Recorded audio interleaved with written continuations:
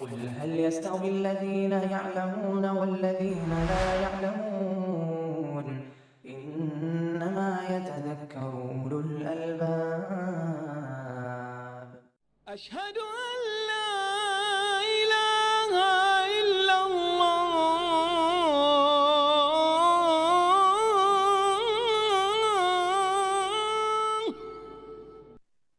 الحمد لله والصلاة والسلام على رسول الله وعلى آله وصحبه ومن اهتدى بهداه أما بعد. عن البراء بن عازب رضي الله عنهما قال: رمقت الصلاة مع محمد صلى الله عليه وسلم فوجدت قيامه فركعته فاعتداله بعد ركوعه فسجدته فجلسته بين السجدتين فجلسته أو جلسته ما بين التسليم والانصراف قريبا من السواء. وفي رواية البخاري ما خلا القيام والقعود قريبا من السواء. صفت صلاة النبی میں یہ برا ابن عازب رضی اللہ عنہما کی حدیث آپ کے سامنے جو صاحب کتاب عمدۃ الاحکام نے نقل کی ہے، متفق علیہ روایت ہے، پڑھی گئی۔ اس کا مضمون یہ ہے کہ ارکان صلاۃ، قیام، رکوع سے اٹھنا، سجدہ کرنا، دو سجدے کے درمیان بیٹھنا، تحیات میں بیٹھنا، اس سب کے اندر اعتدال ہونا چاہیے۔ ایسا نہیں کہ قیام بہت لمبا ہے اور اس کے مقابلے میں رکوع معمول کے مطابق 5 مرتبہ سبحان ربی العظیم کہنے کی مقدار ہے۔ فجر کی نماز میں ظاہر ہے کہ قرات 60 سے 100 آیت تک لوگ کرتے ہیں، تو اسی کے حساب سے رکوع بھی لمبا ہو۔ اگر رکوع لمبا ہو تو اس کے حساب سے رکوع کے بعد جو قیام کرتے ہیں وہ قیام بھی رکوع کے حساب سے رکوع کے برابر کا قیام ہونا چاہیے۔ اسی طریقے سے سجدے میں جتنی دیر تک آدمی تسبیح اور ذکر میں پڑا رہے، دعا میں پڑا رہے، اتنا ہی دو سجدے کے درمیان بیٹھے۔ اور اسی طریقے سے تحیات کے اندر ایک طرح کا حسن پیدا ہوتا ہے، یہ اعتدال ہے۔ کچھ لوگ اللہ ان کو ہدایت دے نماز کے ساتھ کھلواڑ کرتے ہیں، قیام تو بہت لمبا کیا لیکن رکوع اس کے مقابلے میں بہت ہلکا، اور پھر اگر رکوع کیا مثال کے طور پر 5 مرتبہ سبحان ربی العظیم کہنے کے اندازے کے مطابق وقت لگایا رکوع میں، تو پیٹھ ابھی رکوع کے بعد سیدھی بھی نہیں ہوئی کہ سجدے میں گر گئے، یعنی ان کا قیام رکوع کے قریب بھی نہیں ہے، برابر ہونا تو بہت دور کی بات۔ اور یہی حال کہ سجدے میں اگر 5 مرتبہ 7 مرتبہ سبحان ربی الاعلیٰ کہتے ہیں تو پھر سجدے کے بعد جو اٹھتے ہیں تو سیدھے طریقے سے بیٹھ بھی نہیں پاتے، پیٹھ کی ہڈی کمر تک سیدھی نہیں ہو پاتی، اس کے اندر جو دعا آئی ہے اس دعا کو پڑھ بھی نہیں کوئی پاتا، فوراً سجدے میں چلے جائیے۔ اگر نہیں جاتے ہیں فوراً تو عجب نہیں کہ آپ سجدے کا ذکر پڑھ رہے ہوں، دعا پڑھ رہے ہوں، اللہم اغفر لی رب اغفر لی وارحمنی واہدنی وعافنی واجبرنی وارزقنی، اور امام سجدے کو سجدے سے اٹھا لے تو آپ کی برکت ہے۔ ایسا لگتا ہے جیسے کہ مرغے کی چونچ مار رہے ہیں۔ بہت سے لوگوں کی عادت ہوتی ہے کہ صاحب نمازوں کے اندر دائیں بائیں گوشے چشم سے دائیں بائیں دیکھتے رہتے ہیں جیسے لومڑی کی آنکھ چل رہی ہے۔ کوئی شخص ہے کہ صاحب کتے کے بیٹھنے کے طریقے سے بیٹھتا ہے، سرین کو زمین پر ٹکا دیتا ہے، پاؤں کو ایسے بالکل کھڑا کرتا ہے جیسے جانور کتا بیٹھتا ہے یا بندر بیٹھتا ہے۔ اسی طریقے سے کچھ لوگوں کی عادت ہوتی ہے کہ مسجد میں خاص جگہ متعین کر لیتے، وہیں جا کر کے بیٹھیں گے، جیسے اونٹ کی عادت ہوتی ہے کہ اونٹ اپنی ایک مخصوص جگہ پر ہی وہ بیٹھتا ہے، دوسری جگہ پر نہیں بیٹھ پاتا ہے۔ تو آپ نے فرمایا کہ تم نے کا کوئی مسجد کو ایسی کسی خاص جگہ کو متعین نہ کر لے، کما یوطن البعیر، جیسے کہ اونٹ اپنی جگہ کو اپنے لیے مخصوص کر لیتا ہے۔ تو کئی جانوروں سے تشبیہ دی گئی ہے، اور یہ اشرف المخلوقات کو، انسان کو جانوروں سے تشبیہ دیا جا رہا ہے۔ بہرحال یہ تنفیر کے لیے ہے کہ آپ کو نفرت ہونی چاہیے اس عمل سے جو جانوروں کا عمل ہے۔ تو نماز کے اندر اعتدال بڑا حسن ہے، لیکن اس میں کوئی شک نہیں کہ قیام جو رکوع سے پہلے کا ہوتا ہے وہ نسبتاً رکوع کے مقابلے میں لمبا ہوتا ہے. ظاہر ہے کہ سورہ فاتحہ پڑھتے ہیں یا 10 آیت پڑھتے ہیں یا 15 آیت پڑھتے ہیں ظہر کی نماز میں. اسی طریقے سے عشاء میں وساط مفصل سے پڑھتے ہیں, سورہ بلد پڑھتے ہیں, سورہ شمس و ضحیٰ پڑھتے ہیں, سورہ اعلیٰ, سورہ غاشیہ, سورہ بروج وغیرہ پڑھتے ہیں. تو اتنی دیر تک تو آدمی رکوع میں نہیں ٹھہرتا. تو اس لیے بخاری شریف کی روایت ہے کہ ما خلا القیام والجلوس فی التشہد, ما خلا القیام والقعود, قعود سے مراد تشہد میں بیٹھنا, قیام یعنی رکوع سے پہلے کا قیام, اور تحیات میں بیٹھنا ہے, تحیات اخیرہ میں. اس کے علاوہ جو ارکان ہیں یعنی رکوع میں جھکنا اور رکوع سے اٹھنا, رکوع کے بعد اعتدال کے ساتھ کھڑے ہونا, سجدے میں جتنی دیر تک آدمی سجدہ کرتا رہے اتنی ہی دیر تک دو سجدے کے درمیان بیٹھنا. تو رکوع میں جانا, رکوع سے اٹھنا, سجدے میں جانا, سجدے سے اٹھ کے بیٹھنا, یہ چاروں, رکوع میں جانا اور رکوع سے قیام, اعتدال قیام کی حالت میں اعتدال کرنا, سجدے میں جانا اور بیٹھ کر کے پھر دو سجدے کے درمیان بیٹھنا, یہ چاروں عمل تقریباً برابر ہوتا ہے. البتہ قیام اور تحیات یہ رکوع اور سجدے کے مقابلے میں لمبا ہوتا ہی ہے, عادتاً لمبا ہوتا ہے. لیکن اس کا یہ بھی مطلب نہیں کہ صاحب قیام اگر لمبا ہو تو رکوع اس کے مقابلے میں مختصر ہو. اگر قیام لمبا ہے تو اسی کے حساب سے, اگر فجر کی نماز پڑھا رہے ہیں اور 60 آیت 70 آیت 80 آیت کے قریب ہم اگر پڑھ رہے ہیں تو کم سے کم رکوع کے اندر 10 مرتبہ سبحان ربی العظیم, 12 مرتبہ سبحان ربی العظیم پڑھنے کی مقدار آدمی کو ٹھہرنا چاہیے, اور اتنی ہی دیر رکوع کے بعد کھڑا ہونا چاہیے. دعائیں ہیں الحمدللہ, ائمہ مساجد کو تو یاد ہونی چاہیے جو امامت کرتے ہیں, اور مقتدی حضرات کو بھی کہنا چاہیے کہ کھڑے رہو. حدیث آئے گی کہ نبی صلی اللہ علیہ وسلم اتنا لمبا قیام کرتے تھے رکوع کے بعد, اور سجدے کے بعد اتنی دیر تک بیٹھے رہتے تھے دو سجدے کے درمیان کہ صحابہ کہتے ہیں کہ ہم لوگوں کو یہ گمان ہوتا تھا کہ کہیں آپ سجدہ کرنا بھول گئے یا دوسرے سجدے میں جانا بھول گئے. تو ایسا نہیں ہے کہ صاحب رکوع کے بعد قیام جو ہے, جس کو لوگ قومہ کہتے ہیں, قومہ قیام یسیر ہے, بہت ہلکا سا قیام ہے, اور اب تو لوگ پیٹھ بھی سیدھی نہیں کرتے اور جھٹ سجدے کے اندر گر جاتے ہیں. تو یہ بے اعتدالی کی نماز ہے, جبری کی نماز اس طریقے سے باطل ہو جائے. لیکن یہ حسن ہے کہ آدمی جتنی دیر سجدے میں رہتا ہے اتنی دیر سجدے کے درمیان میں بیٹھے, دو سجدے کے درمیان بیٹھے, جتنی دیر رکوع میں رہتا ہے اتنی دیر تک بیٹھے, قریب من السواء, ایک دم ایکوریٹ نہیں لیکن قریب اندازہ ہو کہ بالکل برابر ہے. اور اسی طریقے سے قیام کی لمبائی کے حساب سے رکوع اور سجدہ بھی تھوڑا سا عادتاً لمبا ہونا چاہیے.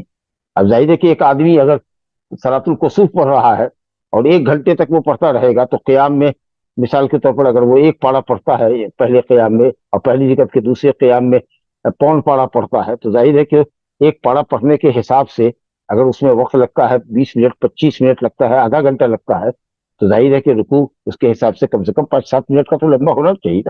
اب ایسا نہیں کہ صاحب قیام تو کر رہے ہیں آپ 20 منٹ کا اور رکوع کر رہے ہیں 1 منٹ کی, تو اس کے حساب سے ہونا چاہیے. یعنی قیام اور رکوع کے درمیان بھی ایک دم بین فرق نہیں ہونا چاہیے کہ قیام بہت لمبا ہے اور رکوع اس کے مقابلے میں جو عادتاً آپ کرتے ہیں وہ ہونا چاہیے. قیام کے حساب سے رکوع ہونا چاہیے, ورنہ رکوع یا قیام اور تحیات تو لمبی ہوتی ہی ہے, لیکن کوشش کرنی چاہیے کہ صاحب قیام کے حساب سے رکوع بھی ہمارا لمبا ہو, اور رکوع میں اور رکوع سے اٹھنے میں, سجدے میں اور سجدے سے اٹھ کے بیٹھنے میں تو اعتدال ہونا ہی چاہیے, برابر کوشش کرنی چاہیے کہ برابری ہو جائے. البتہ پہلا قیام اور تحیات کا جلوس یہ رکوع میں جانے, رکوع سے اٹھنے, سجدے میں جانے اور سجدے سے اٹھ کر بیٹھنے کے مقابلے میں لمبا ہوا کرتا تھا. اب دیکھیے حدیث پڑھتے ہیں, ترجمہ کرتے ہیں آپ کے سامنے. بڑا ابن عازم رضی اللہ عنہ فرماتے ہیں رمقت الصلاۃ, میں نے نبی صلی اللہ علیہ وسلم کی نماز کو دیکھا. تتبعت الصلاۃ, میں نے نبی صلی اللہ علیہ وسلم کی نماز کو واچ کیا, بدقت دیکھا, بغور دیکھا. اب اسے صحابہ کرام کی سنت سے محبت دیکھیے کہ نبی کریم صلی اللہ علیہ وسلم کی عبادت کو, نماز کو اور دوسری عبادتوں کو کتنی توجہ سے دیکھتے تھے تاکہ ہر ادا کو آپ کی امت کے لیے نقل کر سکے اور نبی صلی اللہ علیہ وسلم کے طریقے کے مطابق اپنی نماز کو ادا کریں. تو بغور دیکھا کرتے تھے کہ نبی صلی اللہ علیہ وسلم کیسے نیت مانگتے ہیں, کتنی دیر قیام کرتے ہیں, تو اس کے حساب سے رکوع آپ کا کتنا لمبا ہوتا ہے, رکوع جتنا لمبا ہوتا ہے تو اس کے حساب سے رکوع کے بعد کا جو قیام ہے وہ لمبا ہے کہ نہیں ہے. تو یہ کہتے ہیں رمقت الصلاۃ, میں نے نبی صلی اللہ علیہ وسلم کی نماز کا تتبع کیا, غور سے میں نے دیکھا, واچ کیا اس کو. نبی محمد صلی اللہ علیہ وسلم کے ساتھ میں نے نماز کو دیکھا کہ آپ کیسے پڑھ رہے ہیں, یہ مطلب کہنے کا. دیکھا میں نے کل بھی کہا تھا کہ نام لینے میں کوئی حرج نہیں ہے خبر کے ساتھ. آپ خبر دے رہے ہیں کس کو دیکھا؟ تو محمد صلی اللہ علیہ وسلم کو دیکھا. نام لینے میں کوئی حرج نہیں ہے. ویسے محمد صلی اللہ علیہ وسلم یا عبداللہ و رسول اللہ محمد صلی اللہ علیہ وسلم نام کے مقابلے میں اگر کہہ رہی تو رسول اللہ صلی اللہ علیہ وسلم تو اور بہتر ہے. عبدیت اور رسالت کے وصف کے ساتھ آپ کو اگر ذکر کرتے ہیں تو بہت اچھی بات ہے. عبدیت اور رسالت کے ساتھ نام لیتے ہیں تو بھی اچھی بات ہے. لیکن پکارنا جیسے کہ جوہلا پکارتے تھے اور آج بھی جوہلا پکارتے ہیں، یا محمد بلانا ہوگا، یا محمد بلانا ہوگا، تم کو جلوہ دکھانا ہوگا، یا محمد کی رٹ اس زمانے بھی ممنوع تھی، آج بھی ممنوع ہے. محمد صلی اللہ علیہ وسلم کا نام رسالت اور عبدیت کے وصف کے ساتھ لینا چاہیے. غلو سے پرہیز کرتے ہوئے عام لوگوں کے نام کی طریقہ سے نہیں لینا چاہیے. رمقت الصلاۃ مع محمد صلی اللہ علیہ وسلم خبریہ جملے میں نام لیا جا سکتا ہے، پکارنے میں نام نہیں لینا چاہیے، یہ بھی ادبی ہے. تو کہتے ہیں کہ میں نے نبی صلی اللہ علیہ وسلم کی نماز کو بغور دیکھا، فوجدت قیامہ تو میں نے آپ کے قیام کو، فرکعتہ اور آپ کی رکوع کو، کیونکہ قیام کے بعد اگر لفظ رکعت آئے تو رکعت کا لفظ رکوع کے لیے، ویسے رکعت تو قیام، رکوع اور سجدے کے مجموعے کو کہتے ہیں. من ادرک رکعۃ من الصلاۃ قبل ان تغرب الشمس فقد ادرک العصر. کسی شخص نے اگر ایک رکعت نماز پالی سورج ڈوبنے سے پہلے تو اس نے نماز پالی، یعنی وقت نماز پالی، اگرچہ 3 رکعت سورج ڈوبنے کے ساتھ یا اس کے بعد پڑھی ہے، لیکن کنٹینیو پڑھ رہا ہے. لیکن ایک رکعت پڑھا تھا کہ سورج ڈوب گیا، تو کرنا تو کنٹینیو ہی ہے، لیکن 3 رکعت تو اس کی سورج ڈوبنے کے بعد ہوئی. لیکن ایک رکعت اس نے اگر وقت نماز میں پا لیا سورج ڈوبنے سے پہلے تو اس نے نماز کا وقت پا لیا، گویا نماز اس کی ادا ہو گئی. تو رکعت تو قیام، رکوع، سجدے کے مجموعے کو کہتے ہیں. لیکن اگر قیام پہلے آ جائے اور اس کے بعد تب لفظ رکعت آئے تو وہاں پر رکعت سے مراد رکوع ہوتا ہے. تو میں نے دیکھا یا میں نے پایا کہ نبی صلی اللہ علیہ وسلم کا قیام اور اس کے بعد آپ کا رکوع، فاعتدالہ بعد رکوع ہی، اور رکوع کے بعد آپ کا سیدھا کھڑے ہو جانا، فسجدتہ پھر اس کے بعد آپ کا سجدہ کرنا، فجلسۃ بین السجدتین اور آپ 2 سجدے کے درمیان آپ کا جلسہ یا جلسہ بیٹھک جو آپ کی 2 سجدے کے درمیان ہوتی، پھر آپ کا سجدہ کرنا، اور سجدہ کے بعد جب تحیات میں رہتے، تحیات کے بعد جب سلام پھیرتے دائیں بائیں تو سلام پھیرنے اور مصلی سے اٹھنے کے درمیان کا وقفہ تقریباً برابر ہوتا ہے. یعنی جتنی دیر رکوع میں ہوتے اتنا دیر اعتدال میں ہوتے، جتنی دیر سجدے میں ہوتے 2 سجدے کے درمیان بھی اتنا وقفہ لگاتے، اور جتنا دیر سجدے اور سجدے کے بیچ میں بیٹھا کرتے اتنے ہی نبی صلی اللہ علیہ وسلم سلام پھیرنے کے بعد اپنی جگہ سے منتقل ہوتے یا پلٹتے، گھر کی طرف پلٹے یا کہیں اور جانا ہوتا وہاں جاتے. تو یہ مصلی پر جتنی دیر آپ سلام کے بعد بیٹھتے وہ تقریباً رکوع اور سجدے کے اندازے کے مطابق ہی ہوتا. اور وہ بھی اس لیے تھوڑا انتظار آپ کرتے کہ عورتیں جو پیچھے ہوتی تھی آپ کے وہ مسجد سے نکل جائیں. ان کو حکم تھا کہ جیسے ہی امام سلام پھیرے آپ نکل جائیں تاکہ راستے میں مرد و زن کا اختلاف نہ ہو. ویسے عام حالات میں جو حکم ہے کہ نبی صلی اللہ علیہ وسلم دائیں بائیں سلام پھیرنے کے بعد استغفر اللہ، قال استغفر اللہ ثلاثا، اور اس کے بعد کہتے ہیں اللہم انت السلام ومنک السلام تبارک یا ذو الجلال والاکرام، اور اتنا کہنے کے بعد اب اٹھے. تو اتنی دیر تک امام کو مصلی پر بیٹھنا چاہیے. تو یہ تھا نبی صلی اللہ علیہ وسلم کا سلام پھیرنے اور وہاں سے جگہ چھوڑنے کے درمیان کا جو بیٹھک ہوتی تھی آپ کی، وہ بیٹھک تقریباً اتنی ہی ہوتی جتنی کہ 2 سجدے کے درمیان ہوتی یا جتنا وقت آپ سجدے میں لگاتے. یہ نماز کا حسن ہے. لیکن یہاں جیسا کہ آپ نے حدیث ملاحظہ کیا، مسلم میں الفاظ ہے فوجدت تو قیام، اور آپ کے قیام کو یعنی رکوع سے پہلے کے قیام کو، آپ کی رکوع کو، آپ کے رکوع سے اٹھنے کو، سجدے کے درمیان بیٹھنے کو، اور اسی طریقے سے سلام اور انصراف کو، جگہ پلٹنے تھے کہ وقفے کو برابر پایا. تو ایسا کبھی ہوتا تھا کہ قیام کے حساب سے رکوع ہوتا تھا، ورنہ بخاری شریف کی روایت میں ہے ما خل القیام والقعود، قیام اور قعود کے علاوہ یعنی رکوع سے پہلے کا قیام اور تحیات کا قعود اور جلوس یہ لمبا ہوتا رکوع اور رکوع سے اٹھنے کے مقابلے میں، جیسا کہ میں نے پہلے عرض کیا. تو نسبتاً قیام، رکوع سے پہلے کا قیام اور تحیات اخیرہ میں بیٹھنا، جسے تحیات پڑھتے ہیں، سلام پڑھتے ہیں، درود پڑھتے ہیں، دعا پڑھتے ہیں، ظاہر ہے کہ یہ رکوع اور سجدہ کے مقابلے میں لمبا ہے. تو معلوم یہ ہوا کہ رکوع اور رکوع سے اعتدال، سجدہ اور سجدے کے درمیان اعتدال کے ساتھ بیٹھنا اطمینان کے ساتھ، یہ تقریباً برابر ہوتا ہے. ورنہ قیام اور تحیات تو لمبا ہوتا ہی، لیکن ایسا بھی نہیں کہ صاحب قیام اگر بہت لمبا ہے، 100 آیت کے اندازے سے ہے یا 50 آیت آپ پڑھ رہے ہیں قیام کے اندر، تو رکوع 3 مرتبہ اور 5 مرتبہ سبحان ربی العظیم پڑھ رہے ہیں، بلکہ رکوع میں بھی 10 مرتبہ سبحان ربی العظیم پڑھیے تاکہ ایک بیلنس رہے گا. هذا وباللہ توفیق.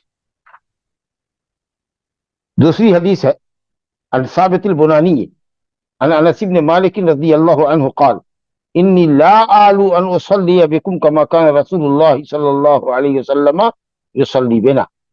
قال ثابت فكان انس يصنع شيئا لا اراكم تصنعونه. كان اذا رفع راسه من الركوع انتصب قائما حتى يقول القائل قد نسي، واذا رفع راسه من السجدة مكث حتى يقول القائل قد نسي. اسی مفہوم کی روایت یہ بھی ہے جو ابھی ہم نے پڑھی. ثابت بنانی رضی اللہ عنہ رحمۃ اللہ علیہ کہتے ہیں انس بن مالک رضی اللہ عنہ سے روایت کرتے ہیں. حضرت انس بن مالک رضی اللہ عنہ نے ایک مرتبہ کہا ثابت بنانی سے کہ انی، یا جو صاحب وہاں تھے نماز کا وقت تھا، کہا کہ انی لا آلو اے لا اقصر، میں کبھی کچھ بھی کمی نہیں کروں گا کہ میں تم لوگوں کو نماز پڑھاؤں ویسی نماز جیسا کہ نبی صلی اللہ علیہ وسلم ہم لوگوں کو نماز پڑھایا کرتے. جس طریقہ سے ہم نے رسول اللہ صلی اللہ علیہ وسلم کو نماز پڑھتے ہوئے دیکھا ہے، ہم بھی تم لوگوں کے سامنے ویسے ہی نماز پڑھیں گے، کوشش کریں گے کہ ویسے ہی نماز پڑھیں تاکہ تم دیکھو اور نبی صلی اللہ علیہ وسلم کی نماز کی اقتدا کرو. تو صحابہ کرام، میں نے پہلے بھی عرض کیا کہ صحابہ کرام نبی صلی اللہ علیہ وسلم کی عبادت کے طریقے کو بہت غور سے دیکھتے تھے اور اس کو قلب و ذہن میں جگہ دیتے تھے تاکہ اقتداء رسول مکمل ہو. تو کہا کہ میں اس سے کوتاہی نہیں کروں گا، یعنی حد درجہ امکانی حد تک، ممکن حد تک کوشش کروں گا کہ میں ویسے ہی نماز تم کو پڑھاؤں جیسے کہ میں نے محمد صلی اللہ علیہ وسلم کو دیکھا ہے کہ آپ ہمیں نماز پڑھایا کرتے تھے. جیسی نماز آپ نے ہم لوگوں کو پڑھائی ویسے ہی میں تمہیں پڑھاؤں گا اور اس میں کوئی کمی نہیں کروں گا. تو معلوم ہوا کہ ہر شخص کو، ہر امام کو، ہر منفرد کو، اور مقتدی تو خیر امام کی تابع داری کرتا ہے، پیروی کرتا ہے، تو اس کو چاہیے کہ سنت کی پیروی کرے نماز کے اندر، سنت کی پیروی کرے. نبی صلی اللہ علیہ وسلم کی نماز کا طریقہ جو ہم پڑھ رہے ہیں، کس طریقہ سے آپ کا قیام ہوتا تھا رکوع سے، اور رکوع کے بعد کا لمبا وقت قیام ہوتا تھا یہ اعتدال کے ساتھ کہ پوری پیٹھ سیدھی ہو جائے اور سمع اللہ لمن حمدہ ربنا لک الحمد حمدا کثیرا طیبا مبارکا فیہ ہو جائے. تو اس کی پرواہ کرنی چاہیے.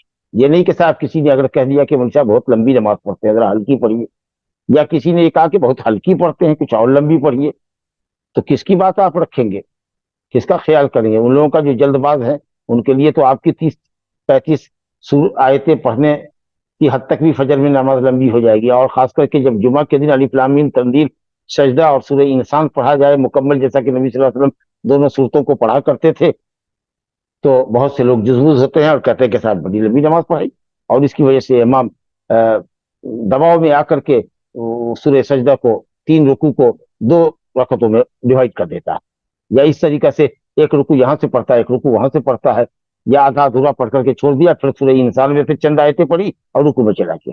جبکہ نبی صلی اللہ علیہ وسلم سورہ الف لام میم تنزیل، سجدہ اور سورہ دہر یا سورہ انسان پڑھا کرتے تھے مکمل.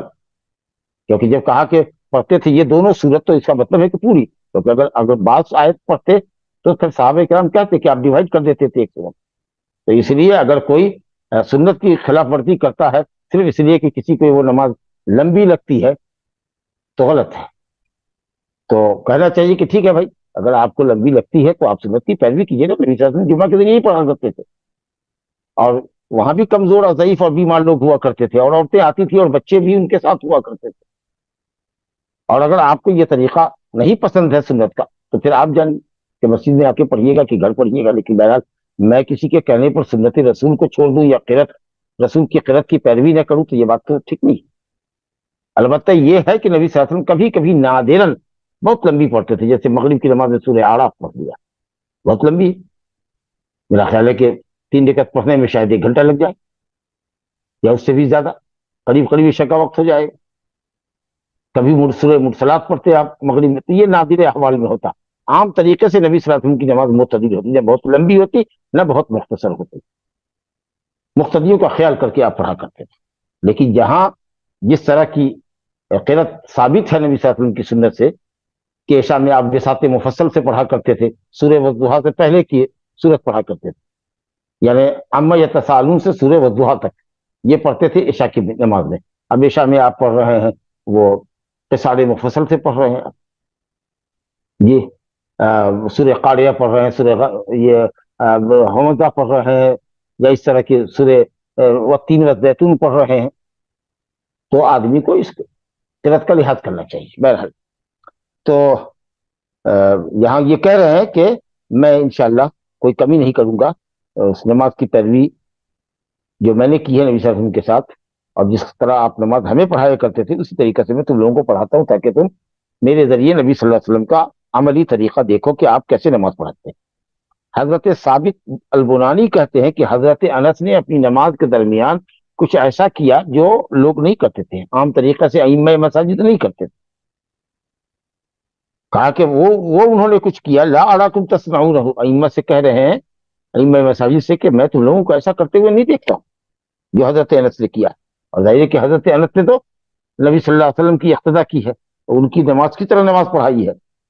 تو کیا نہیں دیکھتا ہوں کہ یعنی ائمہ کو دیکھتے تھے ثابت بنانی کے رکوع کے بعد اٹھے تو اتنی دیر تک کھڑے نہیں ہوتے تھے جتنا کہ انہوں نے رکوع میں وقت لگایا ہوتا، یا سجدے کے بعد جب اٹھتے ایک سجدے کے بعد بیٹھتے دو سجدے کے درمیان تو بیٹھے اور پھر جلدی سجدے میں چلے گئے، دیر تک بیٹھتے نہیں تھے، اتنی دیر تک نہیں جتنا کہ سجدے میں انہوں نے وقت لگایا ہوتا.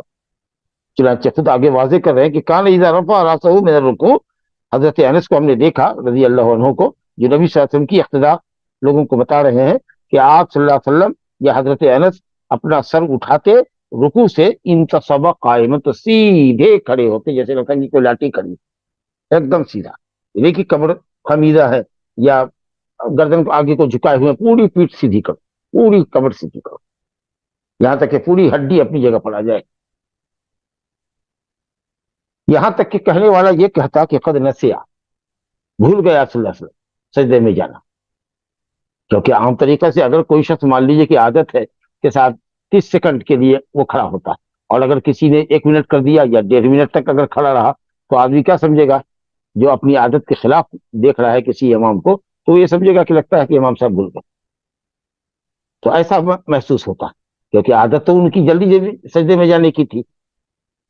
اور حضرت انس نے آج دیر تک قیام کیا تھا، رکوع کے بعد دیر تک بیٹھے تھے سجدے کے درمیان میں، اتنی دیر تک جتنا کہ ہم نے پڑھ لیا کہ نبی صلی اللہ علیہ وسلم کا قیام، رکوع اور رکوع کے بعد اعتدال، اور سجدہ اور سجدے کے بعد اعتدال کے ساتھ بیٹھنا قریبا من السوا، تقریباً برابر ہوتا. تو کہا کہ صاحب انس رضی اللہ عنہ کو دیکھا کہ جب وہ سر اٹھاتے تو سیدھے کھڑے رہتے، یہاں تک کہ کہنے والا کہتا کہ بھول گئے سجدہ. وَإِذَا رَفَعَ رَأْسَهُ، اور جب سر اٹھاتے سجدہ سے تو پھر سجدے کے بعد 2 سجدے کے درمیان میں ٹھہرتے بیٹھتے، حتی یقول القائل، یہاں تک کہ کہنے والا کہتا قد نسیا، بھول گئے. تو طویل ہونے کا مطلب یہ نہیں کہ صاحب ہم رکوع سے زیادہ دیر تک کھڑے رہیں، سجدے سے زیادہ دیر تک کھڑے رہیں، سجدے کے حساب سے بیٹھنا ہو، رکوع کے حساب سے رکوع کے بعد کھڑا ہونا ہو، یہ نماز کا حسن.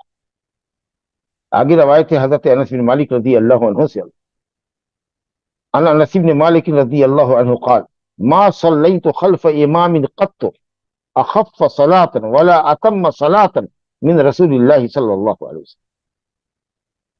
حضرت انس بن مالک رضی اللہ عنہ فرماتے ہیں کہ میں نے کبھی کسی امام کے پیچھے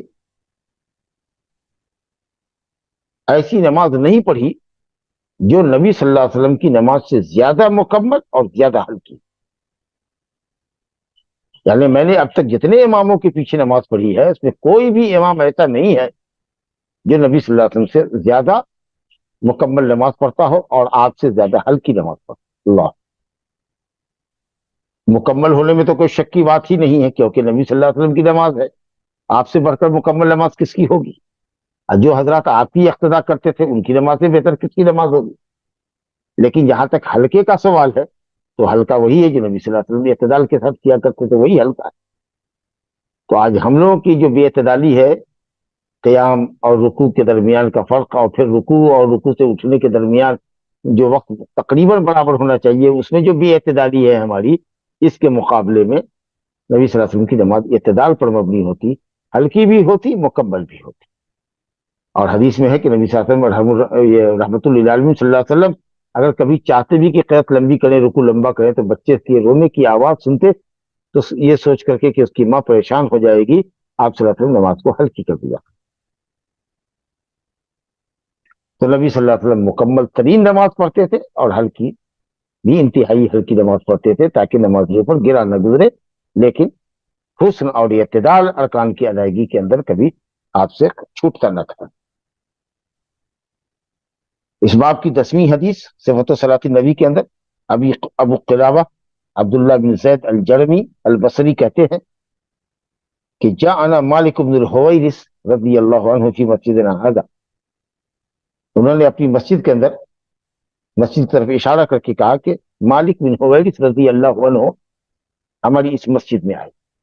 یہ کہہ کر کے کہ کون آیا اور کہاں آیا، اس کی صراحت اس بات کی دلیل ہے کہ راوی نے واقعے کو خوب اچھی طرح سے ضبط کیا، بڑھیا سے یاد کیا ہے۔ اسی مسجد میں اشارہ کر کے کہہ رہے کہ حضرت مالک بن حویرث ہماری اسی مسجد میں، ہمارے محلے کی اس مسجد میں تشریف لائے۔ یہ مالک بن حویرث رضی اللہ عنہ سن 9 ہجری میں، جب جو عام الوفود کہا جاتا ہے، فتح مکہ کے بعد، حنین کی فتح کے بعد، اب دوسرے عرب کے قبائل دور نزدیک سے آنے لگے، جب تک مسلمان نہیں ہوئے تھے، آ رہے تھے نمائندہ، تو بھیج رہے تھے، لوگ اسلام قبول کر رہے تھے، دین سیکھ رہے تھے، اپنی قوم میں لوٹ رہے تھے، تو کثرت سے وفود کی آمد شروع ہوگی۔ اذا جاء نصر اللہ والفتح ورأیت الناس يدخلون فی دین اللہ افواجا، فوج در فوج لوگ اسلام میں داخل ہو رہے۔ تو حضرت مالک بن حویرث اپنے علاقے سے آئے 20 نوجوانوں کے ساتھ، سب شباب تھے، جوان تھے، اور 20 دن تک نبی صلی اللہ علیہ وسلم کے یہاں قیام کیا مدینہ میں، اور نبی صلی اللہ علیہ وسلم کی نماز کا طریقہ سیکھا، اور بھی دوسرے مسائل سیکھے، اور سب جوان تھے۔ نبی کریم صلی اللہ علیہ وسلم حکیم تھے، آپ سے بڑھ کر نباز کون تھا؟ آپ نے سمجھا کہ نوجوان ہیں، اب ان کی طبیعت راغب ہے اپنے بیوی بچوں میں جانے کی، کتنے دن تک آدمی، جوان آدمی اپنے اہل و عیال سے دور رہے گا؟ تو آپ نے فرمایا کہ صاحب ہم سمجھتے ہیں کہ آپ لوگوں کو اب گھر چلا جانا چاہیے، واپس جانا چاہیے، اور جتنا کچھ سکھا ہے اپنے قوم کے لوگوں کو سکھائے۔ اور اسی میں فرمایا کہ جب نماز کا وقت ہو جائے تو تم نے کا کوئی ایک اذان دے دے، اور جو تم نے کا بڑا ہے وہ اذان، وہ امامت کرائے، کیونکہ سب علم میں برابر تھے، ایک ساتھ آئے تھے، کچھ کل 20 کے قریب، اور 20 دن تک ٹھہرے تھے۔ تو حضرت مالک بن حویرث کے تعلق سے کہا، ابو قلابہ عبداللہ بن زید الجرمی نے، ایک جرم ایک قبیلہ ہے مدینہ کے اندر، ایک جگہ ہے، اس مسجد کے اندر کہا کہ اس مسجد میں مالک بن حویرث رضی اللہ عنہ آئے، اور انہوں نے یہ کہا تھا کہ انی اصلی بکم، میں تم لوگوں کو نماز پڑھاتا ہوں، وما ارید الصلاۃ، میرا ارادہ نماز پڑھنے کا نہیں ہے۔ کیا مطلب؟ کیا ایسے ہی ایک لغو عمل کر رہا ہوں؟ نہیں، تقرب اللہ کی نیت ہے، ثواب کی نیت ہے، اور تعلیم کی بھی نیت ہے کہ تم کو تعلیم بھی دینا ہے۔ یعنی مجھ پر کوئی نماز قضا یا ادا نہیں ہے، یہ اس وقت کوئی نماز ادا کا وقت نہیں ہے، اللہ مجھ پر کوئی نماز، کسی نماز کی قضا ہے کہ میں اس کو کر رہا ہوں، بلکہ میں تم کو تعلیم کی غرض سے نماز پڑھا رہا ہوں۔ لیکن اس کا یہ مطلب نہیں ہے کہ وہ تقرب اللہ کی نیت نہیں تھی، صرف ایک ایسے ہی عمل تھا۔ تو نیت ثواب کی ہو اور نیت تعلیم کی بھی ہو تو انشاءاللہ تعالیٰ یہ عبادت کے اخلاص کے مناسب ہے، کیونکہ تعلیم بھی عبادت ہے عملی طور پر۔ اور اسی طریقہ سے نبی صلی اللہ علیہ وسلم کے یہاں جب ممبر بنا تو آپ صلی اللہ علیہ وسلم نے لوگوں کی تعلیم کی غرض سے کہ نماز کیسے پڑھی جاتی ہے، آپ نے ممبر کے زینے پر قیام فرمایا، رکوع کیا، اور پھر رجت قہقرہ کیا، الٹے پاؤں لوٹے، اور ممبر کی جڑ میں آپ نے زمین پر سجدہ کیا، 2 سجدے، پھر اس کے بعد چڑھ کر کے آپ ممبر پر تشریف لے گئے۔ اس طریقہ سے آپ نے نماز مکمل کیا، اور کہا کہ لوگوں میں نے اس لیے ایسا کیا تاکہ تم میری اقتداء کر سکو اور تم دیکھو کہ نماز کیسے پڑھی جاتی ہے۔ تو معلوم ہوا کہ نمازی جو پیچھے رہتا ہے یا جہاں تک امام پر کی طرف نظر جا رہی ہے تو وہ امام کو دیکھ سکتا ہے تاکہ دیکھے کہ وہ کیسی نماز پڑھ رہا ہے۔ اگر زیادہ دائیں بائیں گردن منحرف کرنے کی، التفات کرنے کی اگر نوبت نہ ہو تو آدمی ایسے دیکھ سکتا ہے کہ اگر امام ہے کہ صاحب وہ کس طریقے سے کرے۔ تو کہا یہ کہ صاحب میں ابھی کسی خاص نماز کا تو ارادہ نہیں کر رہا ہوں کیونکہ یہ وقت نہیں ہے نماز کا، لیکن مکروہ وقت بھی نہیں تھا، اور تعلیم کی غرض سے نماز پڑھا رہا ہوں، لیکن عام نفلی نماز کی نیت تو ضروری رہے گی، ایسا نہیں کہ صاحب ہم نماز پڑھیں اور کوئی نیت ثواب کی نہ رکھے۔ تو کہا ٹھیک ہے، گویا تعلیم کی غرض سے پڑھا رہا ہوں، میں صرف یہ دکھانا چاہتا ہوں تم کو، بتلانا چاہتا ہوں کہ میں نے نبی صلی اللہ علیہ وسلم کو کیسے نماز پڑھتے ہوئے دیکھا. اچھا کوئی ایک مرتبہ نہیں دیکھا، 20 دن تک رکھا، اور 20 پنچے 100 نمازیں تو کم سے کم پڑھی ہوں. تو یہ کہا انہوں نے کہ میں نے کہا ابو قلابہ سے کہ اچھا یہ بتاؤ کیسے انہوں نے پڑھ کے بتایا تھا. ایوب سختیانی جو ابو قلابہ سے روایت کرتے ہیں، انہوں نے ابو قلابہ سے کہا عبداللہ بن زید جرمی سے کہ جو آپ نے کہا کہ مالک بن حویرث سے آئے اس مسجد میں اور انہوں نے نبی صلی اللہ علیہ وسلم کی نماز کا طریقہ ہم لوگوں کو عملی طور پر سکھلایا، تو میں نے ان سے کہا کہ کیا دیکھا آپ نے، کیسے انہوں نے پڑھایا. انہوں نے مجھ کو بتایا کیف کان یصلی، کیسے نبی صلی اللہ علیہ وسلم پڑھتے تھے. تو انہوں نے کہا کہ مثل صلاۃ شیخنا ھذا، عمر ابن سلمہ رضی اللہ عنہ اس مسجد کے امام تھے. تو ہمارے اپنے اس امام صاحب کی طریقے ان کو دیکھو نماز پڑھتے ہوئے نا، تو امام کی طرف اشارہ کر کے کہا کہ عمر ابن سلمہ رضی اللہ عنہ کی طریقے سے جو ہمارے شیخ ہیں، ہمارے امام ہیں، انہی کے طریقے سے مالک بن حویرث نے نماز پڑھائی. اب کیا چیز ہے خاص، ایک چیز جس کے اوپر فوکس کر رہے ہیں وہ یہ ہے کہ وَكَانَ يَجْلِسُ إِذَا رَفَعَ رَأْسَهُ مِنَ السُّجُودِ قَبْلَ أَن يَنَامَ. حضرت مالک بن حویرث اور یہ ہمارے جو امام صاحب ہیں، امام مسجد عمر ابن سلمہ، یہ جب سجدے سے سر اٹھاتے، یعنی دوسرے سجدے سے سر اٹھاتے، تو دوسری رکعت میں اٹھنے سے پہلے، جیسے کہ بخاری شریف میں روایت ہے اذا کان فی وتر من صلاۃ، جب ایک رکعت طاق رکعت پڑھ کر کے جفت کرنے کے لیے دوسری رکعت کے لیے اٹھتے، یا 3 رکعت پڑھنے کے بعد چوتھی رکعت کے لیے اٹھتے، تو آپ بیٹھتے، پاؤں موڑ کر کے، بایاں پاؤں موڑ کر کے سب بیٹھتے جیسے سجدے کے درمیان بیٹھتے، اور بیٹھنے کے بعد زمین پر ٹیک لگا کر کے آپ اٹھتے، جس کو ہم لوگ کیا کہتے ہیں، جلسہ استراحت. تو یہ جلسہ استراحت کیا کرتے تھے حضرت مالک بن حویرث. اور ایسے ہی ہمارے اپنے امام صاحب بھی کرتے ہیں، عمر بن سلمہ، ابو یزید، اور الحمدللہ ائمہ کرام میں امام شافعی رحمۃ اللہ علیہ جلسہ استراحت کے استحباب کے قائل ہیں، اور علماء اہل حدیث بر صغیر میں یہ کرتے ہیں. لیکن اکثر علماء، امام شافعی اور امام احمد بن حنبل اپنی ایک روایت میں، لیکن حنفیہ کے نزدیک، مالکیہ کے نزدیک، اور مشہور قول ہے امام احمد کے نزدیک بھی، کہ آدمی سیدھے انگلیوں کے سرے پر اٹھتا ہوا چلا جائے. سجدے سے امام اٹھے اور وہ سیدھے اٹھے، پہلے ہاتھ کو اٹھائے اور اس کے بعد انگلیوں کے، پاؤں کی انگلیوں کے کنارے پر اٹھ جائے، گھٹنے پر ٹک لگاتا ہوا سیدھا اٹھ جائے. لیکن ہمارے یہاں کیا طریقہ ہے کہ ہمارا امام دوسرے سجدے کے بعد جب دوسری رکعت کے لیے اٹھتا ہے تو بیٹھتا ہے، اور بیٹھنے کے بعد پھر ہاتھ اٹھا کے بیٹھتا ہے.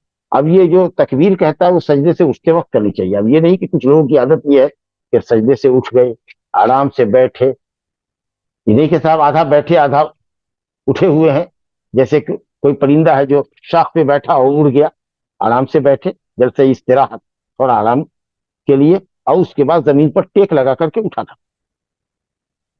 تو اب مقتدی حضرات جب اٹھیں، امام نے اللہ اکبر کے ہاتھ سجدے سے اٹھتے ہوئے پھر وہ بیٹھا.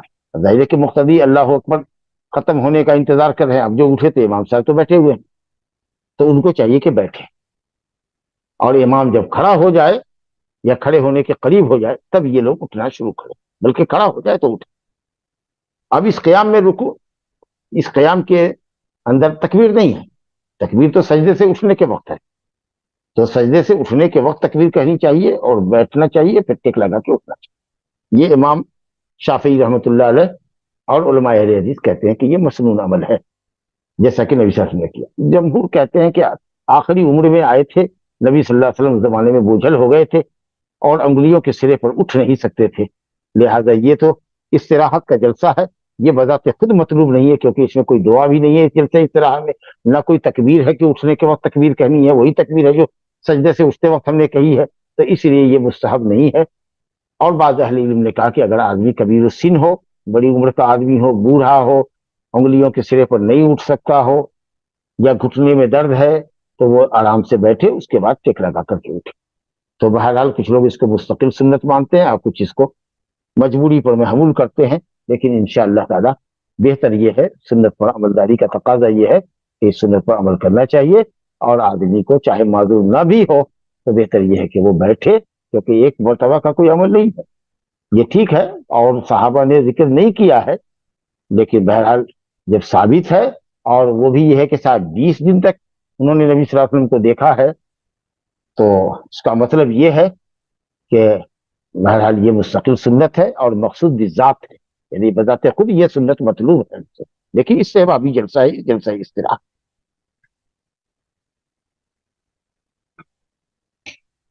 تو مقتدیوں کو اصل میں یہ بات کہنی تھی جو آپ نے کہی بھی، کہ اس کو یقینی بنائیے کہ اگر امام 2 سجدے کے بعد دوسری رکعت کے لیے یا 3 رکعت کے بعد چوتھی رکعت کے لیے اٹھتا ہے، اور جب آپ سجدے سے اٹھے اور دیکھا کہ امام تکبیر کا کے بیٹھا ہوا ہے اور وہ اٹھنا چاہتا ہے، تو آپ بیٹھے رہیے، امام کے اٹھ جانے کا انتظار کیجیے۔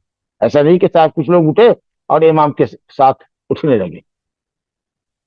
جو لوگ انگلیوں کے سرے پر سیدھے اٹھتے ہیں اللہ اکبر کہتے ہوئے، تو ان کی تو اٹھتے ہوئے تکبیر ہوتی ہے، اور قیام میں جا کر کے وہ اللہ اکبر ختم کرتے ہیں جب تک قوم سجدے سے اٹھے، جب تک امام ان کا کھڑا ہو چکا ہوتا ہے۔ لیکن ہمارے یہاں تو امام چونکہ 2 سجدے کے بعد جلسے استراحت میں بیٹھتا ہے، اس کے بعد لوگ اٹھے اور امام اٹھ رہا ہے تو اس کے ساتھ ہی وہ اٹھ جاتے ہیں، بلکہ انتظار کرنا چاہیے اور امام کو اٹھنے دینا چاہیے۔ آئیے صاحب ایک اور حدیث دیکھیں، عبداللہ بن مالک ابن بحینہ رضی اللہ عنہ، یہ ذرا سے یہاں پر ٹیکنیکل لفظ ہے، عبداللہ بن مالک، عبداللہ بن مالک، عبداللہ مالک کے بیٹے، آگے ہے ابن الف کے ساتھ، بن نہیں ہے، بغیر الف کے نہیں ہے، عبداللہ بن وہاں تو بغیر الف کے ہے، لیکن آگے ابن ہے۔ تو اگر ایسا ہو عبداللہ بن مالک ابن بحینہ، تو یہ جو ہے ابن ثانی لفظ ابن جو ہے، جو دوسرے نمبر پر آیا ہے، یہ پہلے نام کے تابع ہوگا، یعنی عبداللہ بن مالک اور عبداللہ بن بحینہ۔ نہیں تو اگر آپ ایسے کیجیے گا عبداللہ بن مالک بحینہ، عبداللہ کی ماں ہے کہ مالک کی؟ عبداللہ کی ماں ہے۔ عبداللہ جس طریقے اس کے باپ ماں دونوں کا نام لیا جا رہا ہے، عبداللہ بن مالک، عبداللہ مالک کے بیٹے، اور ابن اگر آ جائے تو معلوم یہ ہوا کہ یہ ابن تابع ہے اول نام کے، عبداللہ کے، نہ کہ مالک کے، یعنی عبداللہ بحینہ کا بیٹا، تو ماں باپ دونوں کا نام لیا گیا۔ ورنہ اگر باپ کے بعد دادا، دادا کے بعد پردادا کا نام لیا جائے گا تو سب جگہ بن بن رہے گا، الف نہیں جائے گا۔ عبداللہ بن مالک، یا کسی کا نام ہے مثال کے طور پر زید بن عمر بن خالد بن ابراہیم بن فلاں، سب جگہ بن بن ہے، تو اس کا مطلب یہ کہ سب ایک دوسرے کا بیٹا ہے اور آگے والا نام باپ کا نام۔ لیکن عبداللہ بن مالک بن ہے بغیر الف کیا، اس کے بعد ابن الف کے ساتھ ہے، تو اس کا مطلب یہ ہے کہ اب جو نام ابن کے بعد الف کے ساتھ جو ابن ہے، اس کے بعد جو نام آ رہا ہے وہ نام تابع ہے پہلے نام کے، یعنی پہلے نام جو عبداللہ ہے اس کی ماں کا نام۔ چلیے، تو یہاں یہی ٹیکنیک ہے، عبداللہ بن مالک ابن بحینہ، وہ عبداللہ مالک کا بیٹا جو کہ بحینہ کا بھی بیٹا، گویا کہ والد کا نام ان کے مالک ہے، بحینہ ان کی ماں کا نام۔ کہتے ہیں کہ نبی صلی اللہ علیہ وسلم کان اذا صلی فرج بین یدیہ حتی یبدو بیاض ابطیہ، نبی صلی اللہ علیہ وسلم جب نماز پڑھتے، مراد ہے جب سجدہ کرتے، جز بول کے کل مراد لیا گیا، سجدہ بول کر کے نماز مراد لیتے ہیں، رکوع بول کے قیام نماز مراد لیتے ہیں، سورہ فاتحہ کو نماز کہا گیا۔ اللہ کہتا ہے قسمت الصلاۃ بینی و بین عبدی نصفین اذا قال العبد الحمد للہ رب العالمین، اللہ تعالیٰ کہتا ہے قال اللہ تعالی حمدنی عبدی، سورہ فاتحہ کو پوری نماز کہا گیا کیونکہ یہ رکنی نماز ہے۔ تو اسی طریقے سے صلاۃ بول کر کے سجدہ مراد لیا گیا، کیونکہ ہاتھ کو ہٹا کے رکھتے پہلو سے، یہ ہاتھ اس طریقے سے ہٹ کے ہو کہ انہیں اٹھی ہوئی ہو اور یہ بازو ہمارا پہلو سے ہٹا ہوا ہو، یہ کیفیت کہاں ہوتی؟ یہ تو سجدے میں ہوتی ہے۔ نیت تو ہم ایسے باندھتے ہیں جسے ہمارا بازو ہمارے پہلو سے لگا ہوتا ہے، رکوع کے اندر ہاتھ ہمارا گھٹنے پر ہوتا ہے، سجدے کے اندر یہ کہ ہم ہتھیلی سے پر سجدہ کرتے ہیں، اور یہ جو ہمارا زرہ ہے، یہ زرہ، یہ جو حصہ ہے موٹا والا حصہ، کیوں سے پہلے کا جو حصہ ہے یہ، اور یہ جو ہمارا آرم ہے بازو، یہ ہمارا پہلو سے اٹھا ہونا چاہیے، زمین سے اٹھا ہو اور پہلو سے بھی ہٹا ہوا ہو جس حد تک ممکن، خاص کر کے جب امام ہو تو اس کے لیے تو پوری گنجائش ہے، منفرد تنہا نماز پڑھنے والا ہے تو اس کے لیے پوری گنجائش ہے، لیکن اگر مقتدی ہو تو زیادہ ہاتھ کو اگر کہنی کو اٹھائے گا اور ہاتھ کو پھیلاوے گا تو بغل والے کو تکلیف ہو، کیونکہ اتنی جگہ تو ہوتی نہیں ہے، تو جس حد تک ممکن ہو ہاتھ کو پھیلائے اور پہلو سے الگ رکھے۔ اور کہنی کو اور زیرہ کو الگ رکھے، اور اسی طریقے سے پہلو سے ہٹا کے ممکن حد تک رکھے. اور اعتدال میں یہ بھی داخل ہے سجدے کے اندر کہ پیٹ اپنے زانو پر نہ رکھے، یا زانو کو ران کو اپنی پنڈلی پہ نہ رکھے. ہر عضو، جسم کا ہر عضو ایک دوسرے سے متمیز ہو، الگ الگ ہو، تاکہ لگے کہ کمفرٹ ہو کر کے سجدہ کر رہا ہے. لیکن جگہ کے حساب سے، خاص کہ جب صف میں ہو آدمی تک. تو کہتے ہیں جب نبی صلی اللہ علیہ وسلم نماز پڑھتے، یعنی جب سجدہ کرتے، فرج بین یدیہ، تو اپنے دونوں ہاتھ کے درمیان گیپ کرتے، یعنی اپنے ہاتھ کو داہنے پہلو سے الگ رکھتے، کہنی کو زمین سے اٹھا کے رکھتے، اور بائیں ہاتھ کو بائیں پہلو سے ہٹا کے رکھتے. حتیٰ یبدو بیاض ابطیہ، یہاں تک کہ اتنا کرتے، اٹھاتے، اور انگلی سیدھی ہونی چاہیے، نہیں کہ اب انگلی ٹیڑھی ہو جائے. ایسے اگر کر رہے ہیں تو یہ ہاتھ ہمارا بایاں چلا جائے داہنی طرف اور دایاں چلا جائے بائیں طرف. یہ دیکھیے جو ہم کر رہے ہیں، اتنا اٹھایا کہ ساتھ بجائے انگلی قبلہ رخ ہونے کے، ایسے سیدھا ہونے کے، ایسے ہو گئی. دائیں انگلی بائیں طرف گھوم گئی، بائیں انگلی دائیں طرف. ایسی نہیں، انگلیوں کا رخ قبلہ ہونا چاہیے، اور کہنی کو اٹھانا ہے ممکن حد تک، انگلیاں قبلہ رخ ہونی چاہیے. لیکن کہا نا کہ یہ امام اور منفرد کے لیے تو ہے، تنہا پڑھنے والے کے لیے. جماعت والے کے لیے جماعت کا لحاظ کرنا چاہیے، اپنے پڑوسی کو یا جو ساتھ میں لگ کے پڑھ رہا ہے اس کو تکلیف اور اذیت نہ. یہاں تک کہ آپ ان کے بغل کی سفیدی دیکھی جاتی، بازو کی سفیدی اور بغل کی سفیدی دیکھی جاتی. کیونکہ جو حصہ کھلا ہوتا ہے، جس پر دھوپ پڑتی ہے، ہوائیں لگتی ہے، وہ حصہ نسبتاً کالا ہوتا ہے اس حصے کے جو کپڑے سے ڈھکا ہوا ہوتا ہے. اور نبی صلی اللہ علیہ وسلم آستین والا کرتا تو پہنتے نہیں تھے. اکثر آپ صلی اللہ علیہ وسلم چادر ہی پہنتے تھے، ایک چادر کمر میں لپیٹی اور ایک چادر کندھے پہ ڈالی اور کندھے پر چڑھایا. تو اب جو سجدے میں جاتے تو ظاہر ہے کہ یہ حصے سے اگر کوئی سائڈ سے دیکھ رہا ہے، دائیں بائیں سائڈ سے اگر دیکھ رہا ہے، ذرا سا ترچھی نظر سے دیکھ رہا ہے گوشے چشم سے، تو اس کو یہ والا حصہ جو ہے اندر آرمس کا حصہ، بازو کے نیچے کا حصہ، وہ دیکھ لیتا. تو اتنا آپ اٹھاتے کہ سجدے میں آپ کے بغل کی سفیدی دیکھی جاتی تھی. تو یہ ہے سجدہ کرنے کا طریقہ. کاہل کی طرح سے، سست کے طریقہ سے پورا ہاتھ کو پہلو سے لگائے ہوئے ہیں، اور پیٹ کو ران پہ رکھے ہوئے ہیں، ران کو جو ہے سو پنڈلی پر رکھے ہوئے ہیں. سرین کو ذرا اٹھاؤ اور پیٹ کو ران سے الگ رکھو، اور ہاتھ کو ممکن حد تک کہنی کو اٹھا کے رکھو، پہلو سے الگ رکھو ممکن حد تک، تاکہ ہر عضو تمہارا سجدہ کرے. چلیے صاحب آگے ایک روایت دیکھتے ہیں. عن ابی مسلمۃ سعید بن یزید قال سألت انس بن مالک اکان النبی صلی اللہ علیہ وسلم یصلی فینا علیہ قال نعم. ابو مسلمہ جن کا نام سعید بن یزید ہے فرماتے ہیں کہ میں نے انس بن مالک سے پوچھا. اب یہ دریافت کرنا علم لینے کے لیے تھا، معلومات حاصل کرنے کے لیے، رہنمائی حاصل کرنے کے لیے تھا، تاکہ عمل کریں، علم میں اضافہ ہو اور عمل میں لے آئیں اس کو. تو یہ ابو مسلمہ جن کا نام سعید بن یزید ہے کہتے ہیں کہ میں نے حضرت انس بن مالک انصاری رضی اللہ عنہ سے پوچھا اکان النبی صلی اللہ علیہ وسلم یصلی فی نعلیہ، کیا نبی صلی اللہ علیہ وسلم اپنے جوتوں میں نماز پڑھتے تھے؟ کیا نبی صلی اللہ علیہ وسلم اپنے جوتوں میں نماز پڑھتے تھے؟ یوں ہی جاننے کے لیے پوچھا ہو، یا ممکن ہے کہ کسی سے بحث ہوئی ہو، علمی بحث، تو اس نے کہا ہو کہ نہیں جوتے میں نماز نہیں پڑھ سکتے ہیں. یا یہی کہتے رہے ہوں گے کہ جوتے میں نماز نہیں پڑھنا ہے، سامنے والا کہتا رہا نہیں پڑھ سکتے ہیں، پڑھنا ہے. تو پوچھا کہ آپ نے تو نبی صلی اللہ علیہ وسلم کے ساتھ نماز پڑھی ہے، تو کیا آپ نے دیکھا ہے نبی صلی اللہ علیہ وسلم کے جوتے میں نماز پڑھتے تھے؟ تو حضرت انس نے کہا نعم، ہم نے دیکھا ہے کہ نبی صلی اللہ علیہ وسلم نے جوتے میں نماز پڑھی. اور یہ تو آپ کا فعل ہوا.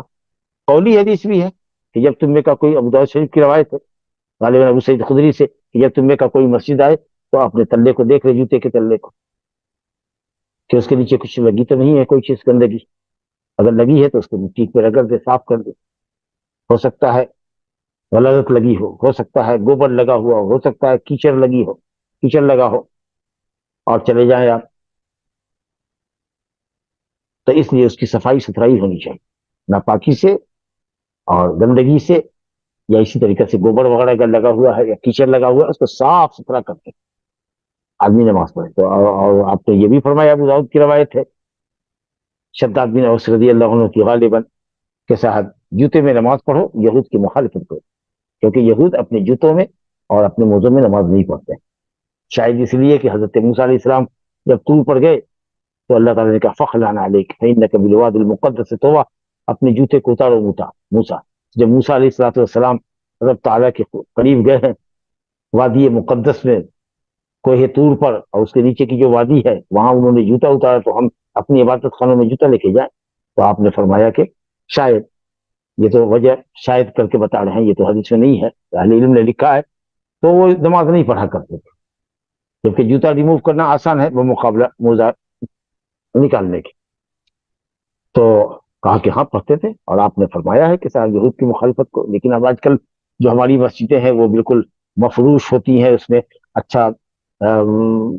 اچھی قالین، اچھی دری بچھائی گئی ہوتی ہے، اور اس پر اگر جوتا پہن کر کے آ جائیے تو بہت سارے لوگ اس میں چیب و جبی ہوتے ہیں، اور ان کے ماتھے پر بل پڑتا ہے اور پریشانی لاحق ہوتی ہے، اور مکروہ بھی سمجھتے ہیں، اہل مسجد بھی مکروہ سمجھتے ہیں کہ گرد غبار لگا ہوا ہے۔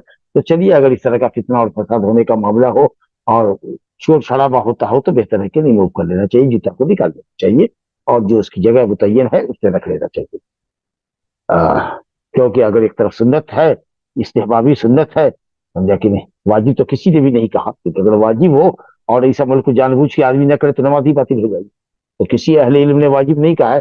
یہ الگ بات ہے کہ یہود کی مخالفت کے پہلو سے اگرچہ بعض لوگوں نے کہا ہے کہ اس پہلو سے واجب بنتا ہے، اور نہیں تو کم سے کم مستحب تو ہے، سنت تو ہے، تو چلیے اگر سنت مان کے چلتے ہیں، استحبابی سنت، لیکن مسلح اگر میلہ ہوتا ہے یا اس کی وجہ سے دوسرے لوگ پریشان ہوتے ہیں، یا مسجد کی انتظامیہ کو یہ بات گوارا نہیں ہوتی ہے اور پریشانی لاحق ہوتی ہے، تو ایسا نہیں کرنا چاہیے۔ لیکن اگر کوئی ایسا کرتا ہے اور بالکل مثال کے طور پر چلیے ایک دم تازہ جوتا، ایک دم نیا جوتا، تازہ کیا نیا جوتا خرید کر کے لے کر کے آیا ہے، اور وہ ڈبہ وہی کھول رہا ہے مسجد کے اندر، اس کو پہن کر کے نماز پڑھے تو بھی لوگ چیب و جبی ہوں گے، جبکہ جان رہا ہے کہ اس کے تلے میں کچھ بھی نہیں لگا۔ تو یہ بھی بات اچھی نہیں ہے کہ بھائی کبھی کبھی سنت پر عمل کرنے تو امام صاحب کر لیں، مقتدی صاحب کر لیں، اور اگر ایسا نہ ہو مسجد میں تو احیاء سنت کے لیے علماء نے کہا ہے کہ اگر آدمی گھر میں اپنی نماز پڑھ رہا ہو، یا سفر میں نماز پڑھ رہا ہو، یا کسی صحرا میں ربڑ پر، بالو پر یا گھاس پر نماز پڑھنے کی نوبت ہو، تو جوتے میں آپ نماز پڑھ لیجیے تاکہ احیاء سنت ہو جائے اور یہود کی مخالفت بھی ہو جائے۔ بہرحال، اور اس باب میں ایک حدیث، دو حدیث ہے تو انشاءاللہ ہم پڑھتے ہیں۔ ابو قتادہ انصاری رضی اللہ عنہ سے روایت ہے، ان رسول اللہ صلی اللہ علیہ وسلم کان یصلی وهو حامل امامة بنت زینب بنت رسول اللہ صلی اللہ علیہ وسلم ولأبی العاص بن ربیع بن عبد شمس فإذا سجد وضعها وإذا قام حملها۔ حدیث کا عنوان یہ ہے، یا مفہوم یہ ہے، یا خلاصہ یہ ہے کہ آدمی نماز میں ہلکی پھلکی اگر حرکت کرے، نقل و حرکت، تو یہ جائز ہے۔ مثال کے طور پر ہم کیواڑ لگا کر کے نماز پڑھ رہے ہیں، اور باہر سے کیواڑ پہ دستک پڑ رہی ہے، اور ایمرجنسی کا پتہ چل رہا ہے کہ کیواڑ کھولنا ضروری ہے، تو آپ اپنے مسلح سے چند قدم سے دے جائیے اور چٹخنی کو نیچے کر دیجئے تاکہ کمرہ کھولنے والا کھول لے یا کھولنے والی کھول لے، اور آپ پھر الٹے پاؤں اپنے جائے نماز سے آ جائیے۔ حضرت عائشہ رضی اللہ عنہ نے ایسا کیا، عائشہ کے لیے نبی صلی اللہ علیہ وسلم نے ایسا کیا۔ اسی طریقہ سے آپ مسجد گئے، نواسی آپ کے ساتھ ہوگی، امامہ بنت زینب، ماں کا نام لیا ہے زینب کا، اور آگے وضاحت کرنے کے لیے ہو رہا ہے کہ وہ ابو العاص بن ربیع ابن عبد شمس کی تھی، یعنی خالہ داد بھائی تھے۔ حضرت خدیجہ الکبریٰ نے اپنی بڑی بیٹی زینب کی شادی اپنی بہن کے بیٹے سے کیا تھا، تو زینب اپنے خالہ داد بھائی سے بیاہی تھی، تو ابو العاص کی بیٹی ہوئی امامہ۔ لیکن راوی نے کہا کہ آپ اٹھائے ہوئے تھے کندھے پر امامہ بنت زینب بنت رسول اللہ کو، تاکہ اس لڑکی کا رشتہ، امامہ کا رشتہ نبی کریم صلی اللہ علیہ وسلم سے ثابت کیا جائے کہ وہ نبی صلی اللہ علیہ وسلم کی دعواتی تھی۔ پھر باپ کا بھی ذکر کیا، تو اس مصلحت سے ماں کا نام لیا گیا، ورنہ آدمی بیٹی کو باپ کی طرف منسوب کرتا ہے، فاطمہ بنت فلاں، صفیہ بنت شمس، باپ کا نام لیتے ہیں، ماں کا نام نہیں لیتے۔ لیکن یہاں اس لیے نام لیا کہ وہ نبی صلی اللہ علیہ وسلم کی نواسی تھی، اور آپ کی بڑی صاحبزادی حضرت زینب رضی اللہ عنہ کی بیٹی تھی، وہ زینب جن کی شادی ان کے خالہ زاد بھائی ابو العاص بن ربیع بن عبد شمس سے ہوئی تھی۔ تو آپ غالباً ماں کے انتقال کے بعد بچی رو رہی تھی، آپ جا رہے تھے، وہ لٹک گئی آپ کے ساتھ، تو آپ نے اس کو اٹھا لیا، اور آپ صلی اللہ علیہ وسلم کی شفقت تو جانتی ہیں بچوں سے کتنی ہوتی، جانوروں سے کتنی تھی، اور بچے سے شفقت کرنا، بچے سے پیار کرنا انسان کے دل میں نرمی پیدا کرتا ہے. تو آپ نے اس کو اٹھا لیا کندھے پر اور گئے مصلی پہ نماز پڑھا. آپ نے قیام کیا جب تک وہ کندھے پر تھی. جب رکوع میں جانے لگے تو نواسی کو نیچے اتار کے کھڑا کر دیا. پھر رکوع کیا آپ نے، رکوع کے بعد اٹھے، پھر سجدہ کیا، سجدے کے بعد جب دوسری رکعت کے لیے اٹھے پھر اس بچی کو اٹھایا اور کندھے پر ڈال دیا. اب امام مالک رحمۃ اللہ علیہ تعویل کرتے ہیں کہ صاحب نفل نماز میں ایسا ہو چلے گا، فرض میں نہیں چلے گا. بھائی نبی صلی اللہ علیہ وسلم نفل پڑھا رہے تھے یا فرض پڑھا رہے تھے؟ کچھ لوگ یہ کہتے ہیں کہ لڑکی خود لٹک جاتی تھی، خود اتر جاتی تھی. آپ نہیں کرتے تھے. ارے آپ اٹھائے ہوئے تھے اور جب رکوع میں جاتے تو وضعہا آپ اس کو نیچے رکھ دیتے، اور جب آپ پھر سجدے سے اٹھتے تو حملہا اس لڑکی کو اٹھا کر کے پھر آپ نواسی کو گردن پہ بٹھا دیتے. یہ آپ کر رہے ہیں. ایک مرتبہ اٹھاتے، ایک مرتبہ چڑھاتے. اب یہ عمل قلیل ہے، کنٹینیو بھی نہیں ہے کہ تھوڑا عمل کنٹینیوسلی چل رہا ہے. تو عمل قلیل ہو، کسی کی ٹوپی گر گئی ہے اسے اٹھا کے رکھ لیا، کسی کا موبائل گر گیا اسے اٹھا کر کے نیچے والی پاکٹ کے اندر رکھ لیا. تو یہ اگر عمل قلیل ہو اور ضرورت ہو، بلا ضرورت تو نہیں کرنا چاہیے، لیکن اگر عمل قلیل ہو اور بلا ضرورت نہ ہو، ضرورت ہو، تو انشاءاللہ تعالی یہ جائز ہے بلا کراہت. تو یہ سب جو تعویلات کی جاتی ہے کہ یہ نبی صلی اللہ علیہ وسلم کے ساتھ خاص تھا، یا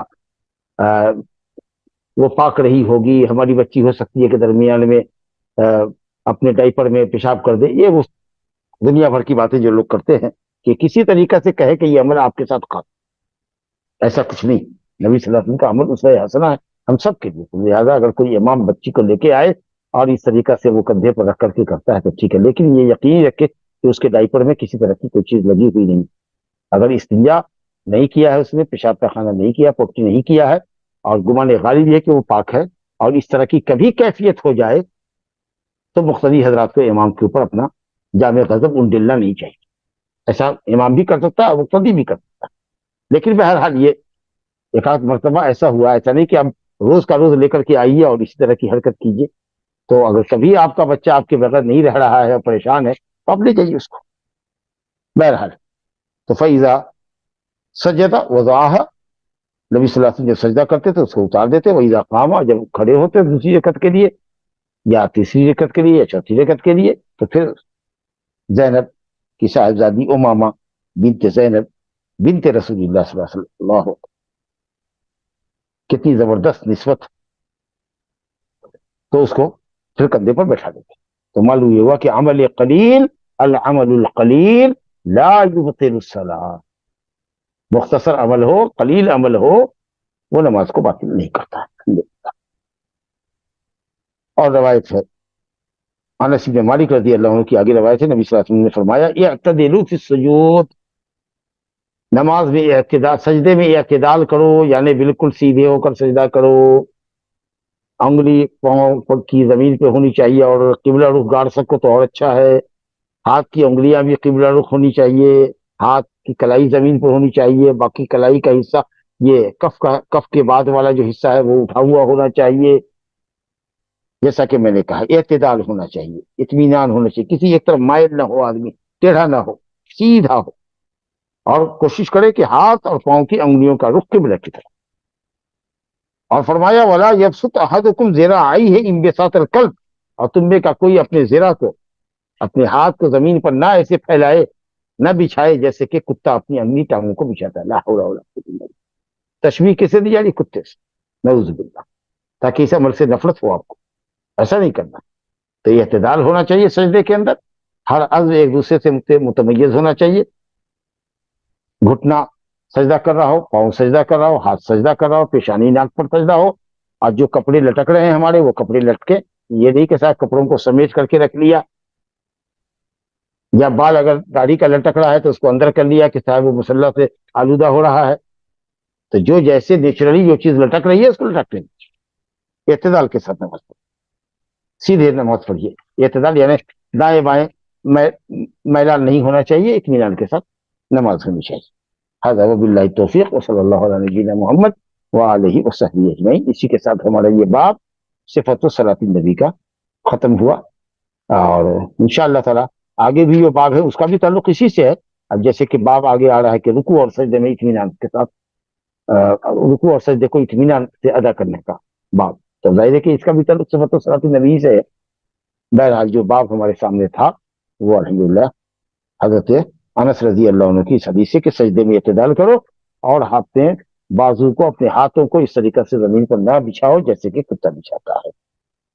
وباللہ توفیق صلی اللہ علیہ وسلم محمد وآلہ وسلم. جزاک اللہ خیر شیخ. معاف کرو. آپ بھائی بہنوں سے گزارش ہے کہ آپ کے سوال ٹائپ کریں انشاءاللہ. اگر کوئی سنتیں نہیں پڑھ رہا ہے تو کیا وہ گناہ گار ہے؟ اگر سنت موقدہ نہیں پڑھتا ہے تو گنہگار تو نہیں ہے. ایک صحابی آئے زمام بن سالبہ مدینہ کے اندر اور اسی طریقے سے وہ زمام بن سالبہ ہی تھے. اختلاف ہے کہ کس سال میں آئے, 9 میں آئے, 8 میں آئے, 6 میں آئے, کب آئے. بہرحال مدنی زندگی میں آئے اور سن 5 ہجری کے بعد ہی آئے. تو بلکہ غالب گمان یہ ہے کہ سن 9 ہجری میں. پوچھا کہ اسلام کیا ہے؟ لمبی حدیث ہے بخاری شریف کے. کیا اللہ نے آپ کو ایسا حکم دیا ہے, ایسا حکم دیا ہے؟ نماز 5 وقت کی ہے فرض. ہاں اس کے علاوہ کہا کہ اس کے علاوہ جو ہے وہ تطوع ہے. فرض کے علاوہ جو بھی ہے وہ زائد نماز, سنت ہو نفل ہو. یہ تو اصطلاح ہے فقہا کی کہ جس نماز پر تاکید آئی ہے وہ سنت موقدہ ہے, جو جس پر تاکید زیادہ نہیں ہے وہ غیر موقدہ ہے جس کو نفل کہیے بھائی. اور روزہ اللہ نے آپ پر رمضان کا فرض کیا ہے, کہا اس کے علاوہ جو بھی روزے سب نفل. اسی طریقے سے کئی عملوں کے بارے میں انہوں نے پوچھا فرائض اسلام کے تعلق سے اور آپ نے ان کو فرائض اسلام بتایا. اس کے بعد اس نے کہا کہ والذی بعثک بالحق, قسم اس اللہ کی جس نے آپ کو حق کے ساتھ نبی بنا کر بھیجا ہے, میں فرض کے اوپر قائم رہوں گا, نہ اس سے زیادہ کروں گا نہ کم کروں گا. میں فرائض میں کوئی کمی نہیں کروں گا لیکن نفل کی ادائیگی بھی نہیں کروں گا. تو آپ صلی اللہ علیہ وسلم نے فرمایا دخل الجنت ان صدق, اگر یہ اپنے دعوے میں اور وعدے میں سچا ہے تو جنتی ہوگا. تو اس سے معلوم یہ ہوا کہ اگر آدمی جان بوجھ کے بھی سنن موقدہ کو چھوڑتا ہے تو گنہگار تو نہیں ہوگا, لیکن یہ عمل اچھا نہیں ہے کہ یہ سنت سے نبی صلی اللہ علیہ وسلم نے محبت کی ہو اور آپ نے قصدن نہیں چھوڑا ہو, بلکہ اگر کبھی ظہر کی سنت چھوٹ گئی ہو ظہر کے بعد والی تو عصر کے بعد ام سلمہ کے گھر میں جا کر کے آپ نے پڑھا ہو, اور جب ایک مرتبہ پڑھا تو زندگی بھر پڑھتے رہے آپ. تو جس سنت سے آپ کو اتنی محبت ہو, ہم محب سنت متبع سنت ہونے کا دعویٰ کریں اور سنت سے ہم کو دوری ہو. تو یہ ایک اصولی گفتگو ہے کہ وہ گنہگار ہوگا کہ نہیں ہوگا, یہ تو اپنی جگہ پر ہے. جو آپ نے سنا کہ انشاءاللہ وہ گنہگار نہیں ہوگا, اگرچہ دوسرے لوگ کہتے ہیں کہ سنت موقدہ کا تاریخ گنہگار ہے, لیکن صحیح ہے کہ گنہگار نہیں ہے. تاہم یہ جذبہ اتباع سنت اور محبت رسول کے تقاضے کے منافی ہے. جزاک اللہ خیر شیخ. اگر نماز میں آیت الکرسی پڑھ رہے ہو صرف, تو کیا شروع میں اس کے بسم اللہ نہیں پڑھیں گے؟ نہیں پڑھیں گے, نہیں پڑھیں گے. بسم اللہ پڑھیں گے جب سورت کو شروع سے پڑھیں تو مستحب ہے بسم اللہ پڑھنا, لیکن اگر بیچ سے پڑھ رہے ہیں تو وہ صرف آیت پڑھیں گے. اعوذ باللہ بھی پڑھنے کی ضرورت نہیں ہے. پہلی رکعت میں صرف وہ دعائے ثنا کے بعد استفتاح کے بعد تعوذ ہے, تسمیہ, اور بسم اللہ ہر رکعت کے اندر سورہ فاتحہ کے آغاز میں ہے یا ایسی سورت کے آغاز میں جو آپ شروع سے پڑھ رہے ہیں. اگلا سوال, اعتدال کا اصل معنی کیا ہے؟ سجدے میں اعتدال کا مطلب کیا ہے؟ وہی میں نے کہا نا کہ اعتدال مائل ہونا, کسی طرف مائل ہونا, اس کی ضد ہے. سیدھے رہو, ایک دم اسٹریٹ کرنا چاہیے, یعنی سیدھے رہو, انگلیاں اس طرف نہ ہو. میں نے کہا نا کہ ہاتھ کو گیپ کرنے کے لیے, ہاتھ کو پہلو سے ہٹانے کے لیے لوگ داہنی انگلیوں کو ادھر کر دیا, بائیں انگلیوں کو ادھر کر دیا. سجدے میں ہے تو پاؤں کی انگلیاں ادھر ہے, پاؤں کی انگلیاں ادھر ہے. تو یہ اعتدال ہے, یا اعتدال سیدھا سیدھا رہنا, سیدھے کھڑے ہو جاؤ, سیدھے سجدے میں گرو, اور ہر عضو کو ٹھیک ٹھیک طریقے سے رکھو. انحراف قبلے سے نہیں ہونا چاہیے, دائیں بائیں میلان نہیں ہونا چاہیے, اور اطمینان سے ہو تاکہ ہر عضو جن 7 اعضاء پر سجدہ کرے وہ سب ایک دوسرے سے الگ رکھنے چاہیے. لیزی کے طریقے سے سجدہ مت کرو. تم نے اس کو بتایا ہی تھا درس کے اندر اس کا معنی. اعتدال کا مطلب مائل ہونے کی ضد ہے. اعتدال کسی طرف مائل ہونا اور کسی طرف بغیر کسی طرف مائل ہوئے ایک دم سیدھے رہنا, یہ اعتدال ہے. یہ سجدے کا اعتدال, اور سجدے کے درمیان کا اعتدال کہ اطمینان سے بیٹھنا جہاں تک کہ پیٹھ کی ہڈیاں اپنی جگہ پر برابر ہو جائے, سیدھی ہو جائے. رکوع کا اعتدال کے ساتھ سر, پیٹھ, سر, کمر سب برابر ہونی چاہیے, اور دونوں ہاتھ کو گھٹنے پر گاڑیے दबाव बनाइए घुटने पर, राह से कफ से हथेली के अंदरूनी हिस्से से और पीठ कमर सर सब लेवल में रखिए और अंगुलियों को किबला रुख रखिए, पांव की अंगुलियों को। और इस तरीका से जब खड़े हो गए इत्तेदाल का मतलब ये कि सीधे आप खड़े हो, रफुल यदैन करें और उसके बाद जो दुआ है उसके अंदर पढ़े। इमाम जब सजदे में सर चला जाए, सर को सजदे में डाल दे, तब आपकी कमर में झुका होना चाहिए। ये है इत्तेदाल। चलिए, इत्मीनान, ये इत्तेदाल इत्मीनान के भी माने में आता है, इत्मीनान से अरकान को अदा किया। अगला सवाल है शेख, जूते के बजाय अगर सॉक्स पहनकर नमाज पढ़े तो क्या यहूद की मुखालिफत हो जाएगी? होगी इंशाल्लाह। वो जो जूते में पढ़ते थे ना, मोटे में पढ़ते थे। अगला सवाल है शेख, रुकू या सुजूद में तस्बीहात की तादाद मुतय्यन है क्या? अगर ज्यादा पढ़े तो होगी क्या? कोई हद नहीं है, कम से कम एक मरतबा होना चाहिए, कम से कम एक मरतबा। और ज्यादा से ज्यादा इमाम की पैरवी करें। अभी इमाम समी अल्लाहु लिमन हमिदा कह के उठ गया और आप रुकू में अभी तस्बीहात ही पढ़ रहे, नहीं, जैसे वो उठे तो आप उठिए, जैसे वो सजदे में सर डाले अब सजदे में चल जाइए। अब आप लंबी दुआएं पढ़ रहे हैं और इमाम साहब का सजदे में गिरा हुआ, ऐसा नहीं। ये तो इत्तिबा और इक्तिदा का मतलब है कि इमाम करे और उसके बाद फौरन ताकीब के, वला तरकऊ हत्ता यरका फइज़ा सजदा फस्जुदू, जब वो सजदे में गिरे तो तुम भी सजदे में, फा ताकीब के लिए देर देर तक खड़े मत। इमाम ने सलाम फेर दिया दाएं बाएं और अभी आप तहियात के अंदर हैं, दुआएं पढ़ रहे तो नहीं, जब उसने दुआएं बाएं सलाम दोनों तरफ फेर दिया तो अब आपको दाएं से सलाम फेर देना। अब देर तक आपको नहीं करना है क्योंकि आप तो उसकी इख्तिदा कर रहे हैं।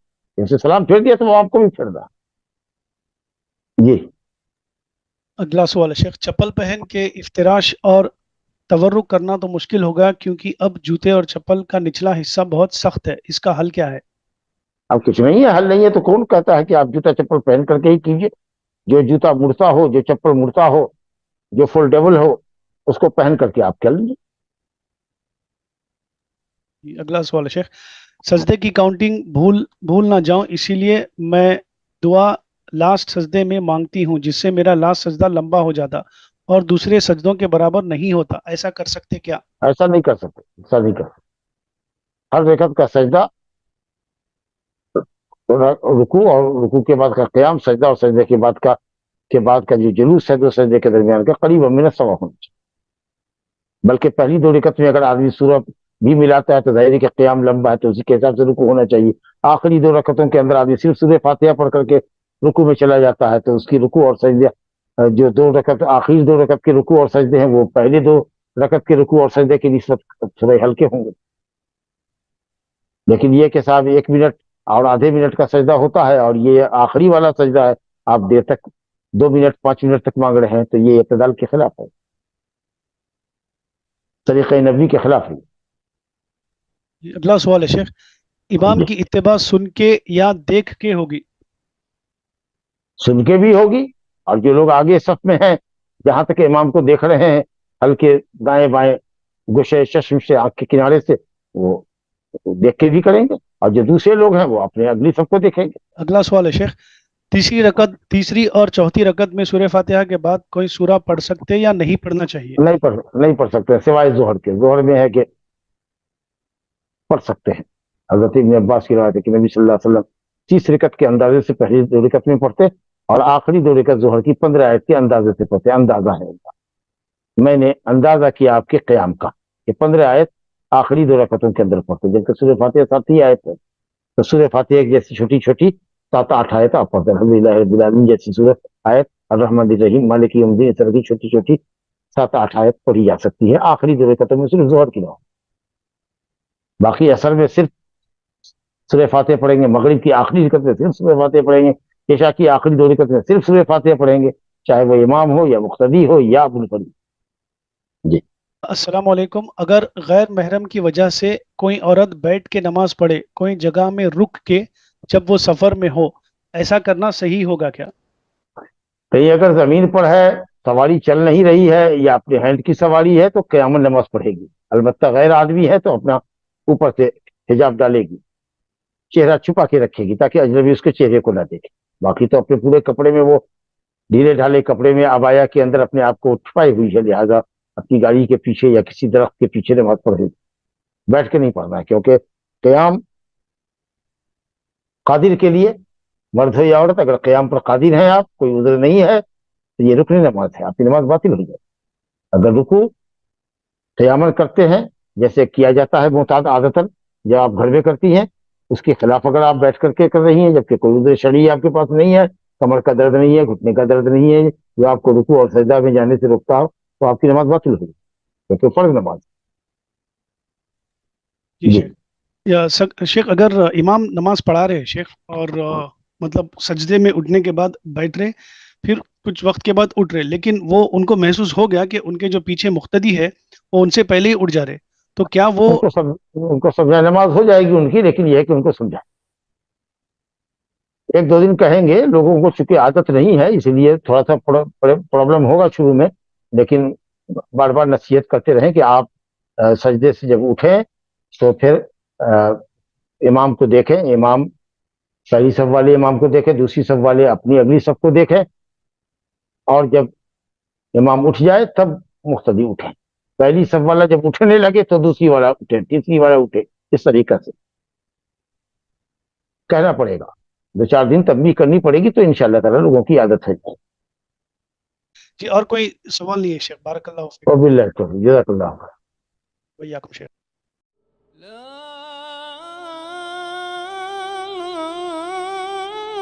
إله إلا الله.